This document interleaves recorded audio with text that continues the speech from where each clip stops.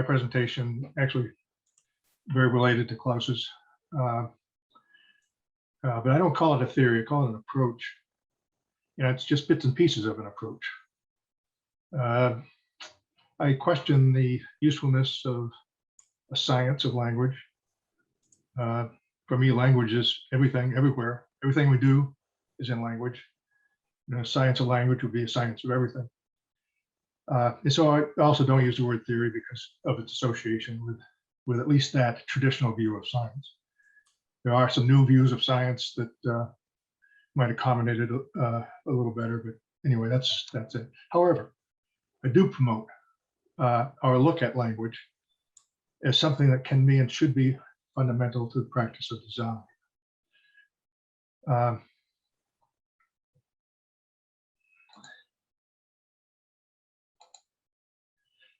So one of those pieces, one of those bits and pieces, is the biology of language.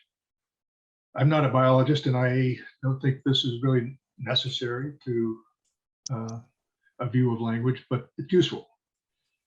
It was Humberto Maturana that suggested that in the evolution of humans, that languaging, as he called it, emerged as a consensual coordination of action.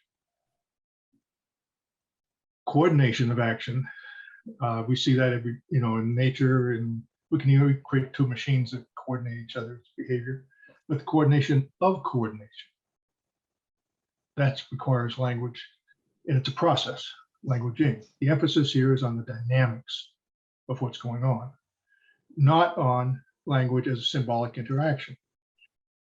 That I would argue came later, although again, I'm not a biologist and I'm not quite that interested in what came first or what came second.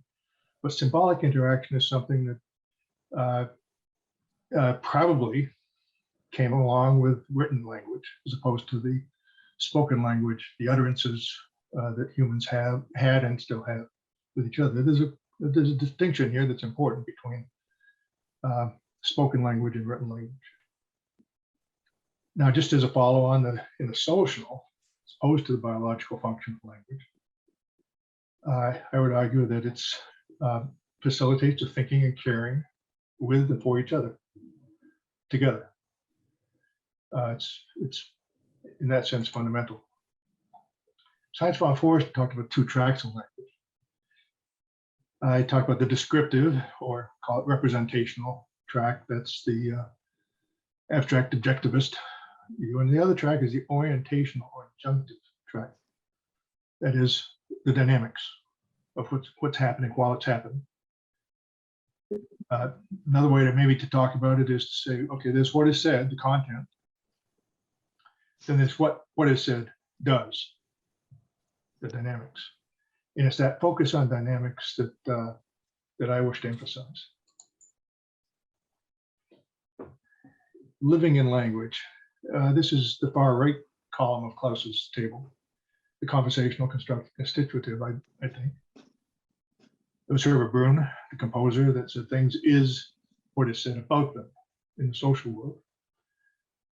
Gordon Pask was the one who emphasized in his definition of cybernetics, the art of manipulating defensible metaphors. And the word defensible has caused some confusion. I think, and I do substitute often the word desirable for defensible. But metaphors everywhere. We live in metaphors. There's the book that Klaus references by Lakoff and Johnson, Metaphors We Live By.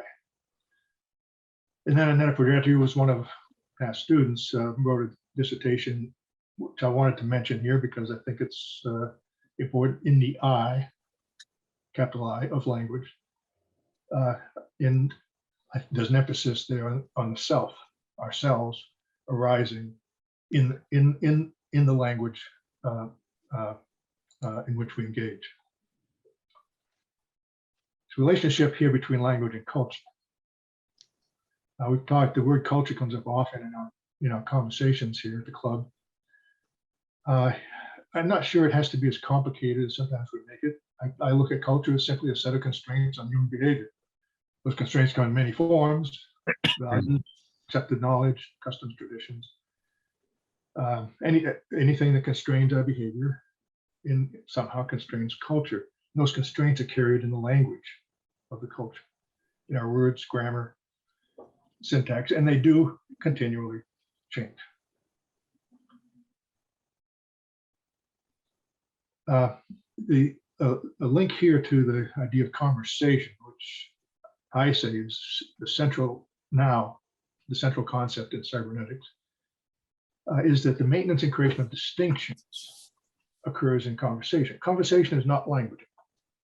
Conversation is something that language has allowed that humans to develop, but it's not itself. They're not the same. Conversation is not about the coordination of action. Conversation does happen in language, and it opens the possibility for new concepts, new ideas about humans and the human endeavor, ideas about the participation, creativity, and creative interaction, and the dynamics of peace. And I emphasize here that peace is not something that once achieved, you don't need to do anything about it anymore. The idea of peace that I find useful is one where you have to continually work on it. Peace is a need, just like hunger is a need or thirst is a need. Hunger is satisfied by the necessity of food, drink, thirst by the necessity of drink. Peace is satisfied by the necessity of conflict. Conversation offers an opportunity or a way of dealing with conflict that is not violent. This is my way of talking about conversation. It's one I developed with Gordon Pask over many sessions. You may have heard me present this before, but just quickly, dynamics of interaction, dynamics of interaction between two or more participants in a language, such that dynamics moves from an asynchronicity, which could be manifest as a disagreement, conflict, tension, friction, inconsistency, just being on different pages, being out of phase with each other. In other words, being out of sync. Moving towards synchronicity, agreement, including agreement to disagree. But the emphasis here in conversation is that it's a dynamics. There has to be content also, but I say the value or the thing I wish to emphasize about conversation is its dynamics. And finally, and I think Lou may go next, talks about language containing its own meta language. So Klaus presented us, with this elaborate scheme before. I'll call them approaches to language. He called theories of language, but he had to use language to do it. And so the idea that language contains its own meta language is, I don't know if it's obvious. It's important to recognize there is no meta language. Language is its own meta language. Only language and logic, the only one we have it's the only one we have to talk about the language and its logic, is the language and logic we have, raising questions about the usefulness of a science, a theory of language, at least in a traditional sense of science. Design is a conversational process that is playing with language, generating the new, suggests that these bits and pieces, and maybe something more than bits and pieces, can be very useful as we proceed to look at how we create the world we live in, and do so in a way that most might find desirable. So I'll stop there. Questions? Lloyd, you have your hand raised. No, I didn't, but if you push me to ask a question, just then I have one. I liked it. I liked it quite a bit.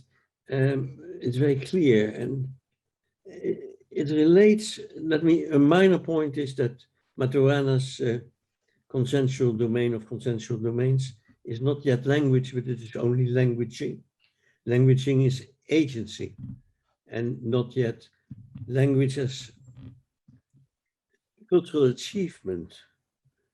And cultural achievement, it follows up upon my question to Klaus. Klaus answered, if there is nobody in the university, the institutions cannot be maintained.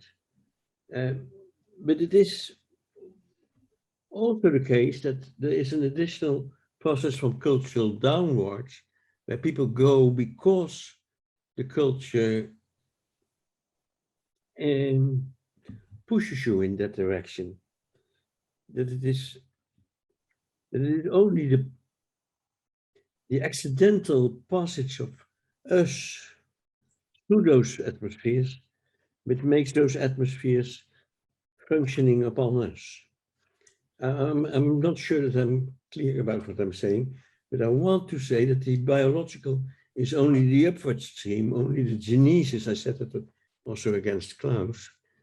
And that once the system is populated, it can bifurcate, and not only the genesis can take place, but also the feedback. And then the feedback takes over, and it is no longer the organic which determines.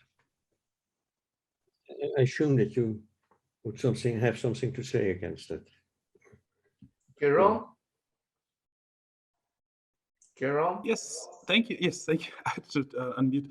I was reminded in this notion of not having a science of language, instead of looking at design of Robert Ulanowitz, who I've seen actually mentioned here in past presentations, and his notion Yes. of process ecology and creation, as he calls it.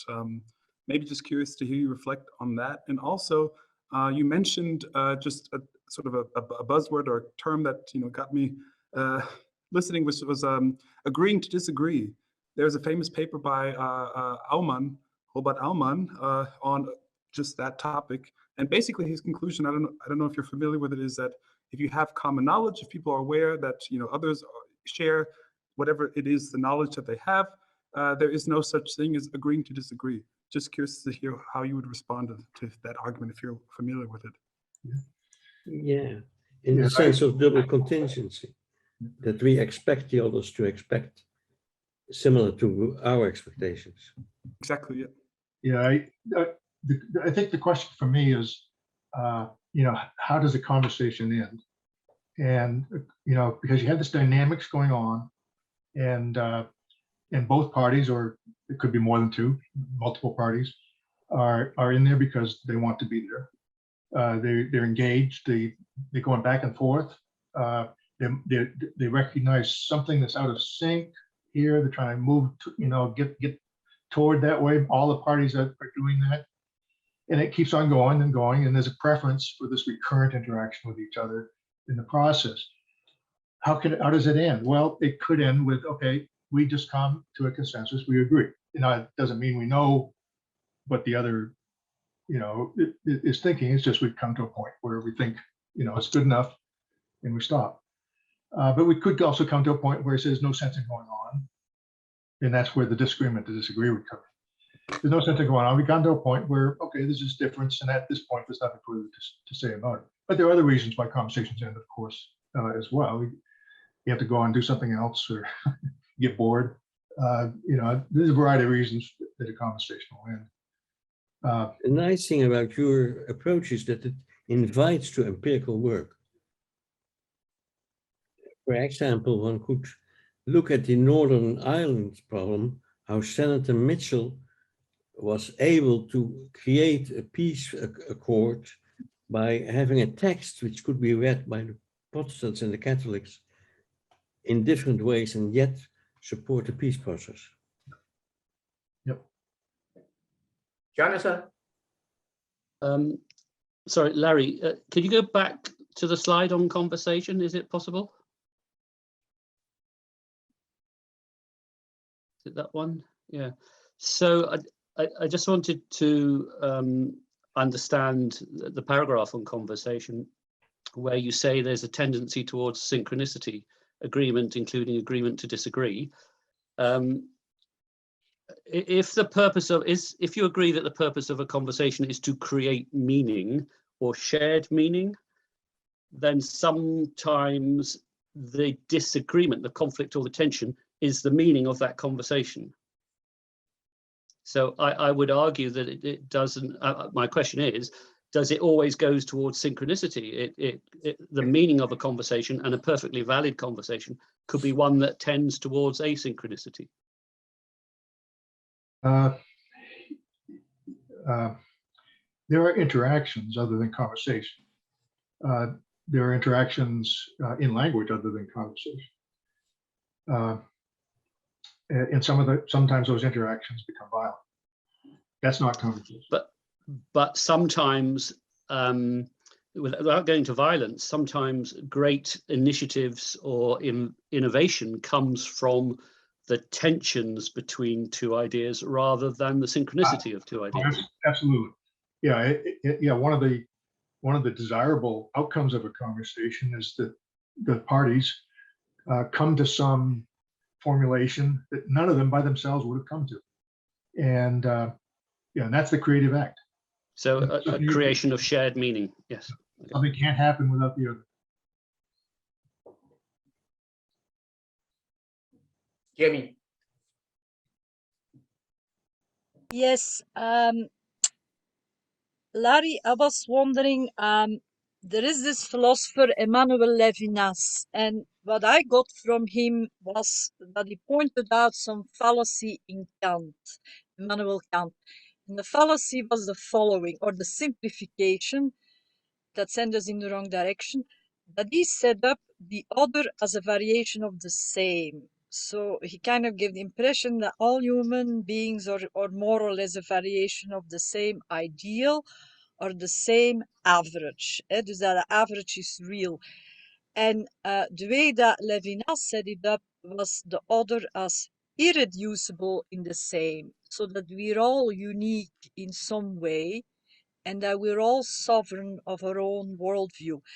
And so that the whole point of this conversation is about this ability to engage with each other, but that really the focus should be on what it is that allows us to engage.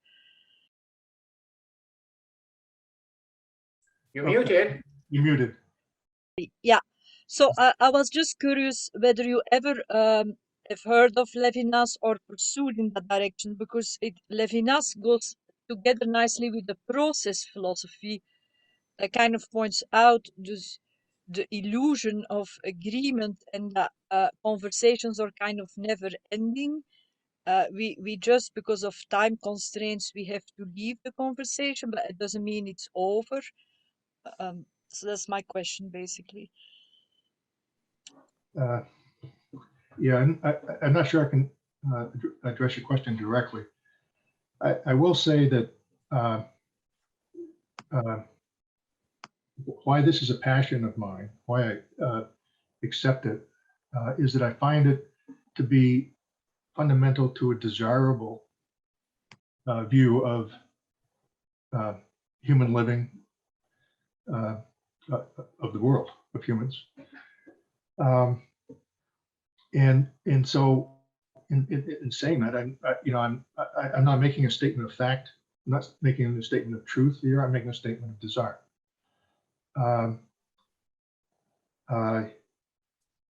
This phenomenon called conversation is something that I've experienced and I think observed, and so can speak about it in that sense. But I advance it and think it's important